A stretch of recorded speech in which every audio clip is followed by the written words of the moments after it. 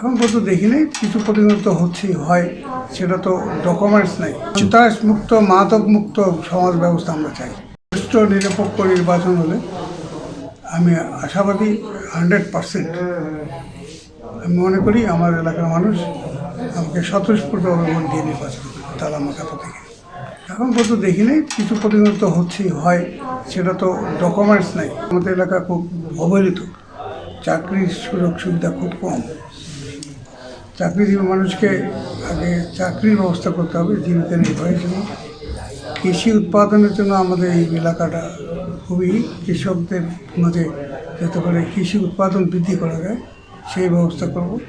এবং পাশাপাশি এই এলাকার স্কুল, কলেজ, মাদ্রাসা, শিক্ষা প্রতিষ্ঠানগুলোকে ডেভেলপ করতে পারব।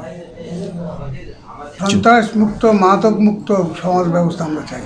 এই ব্যক্তিগতভাবে চাই। আমি সমাজের সবার কাছে দাবি জানাবো যে আপনারা আসুন, আমরা ঐক্যবদ্ধভাবে এই সন্ত্রাস মুক্ত, মাদক মুক্ত সমাজ ব্যবস্থা গড়ে তুলি।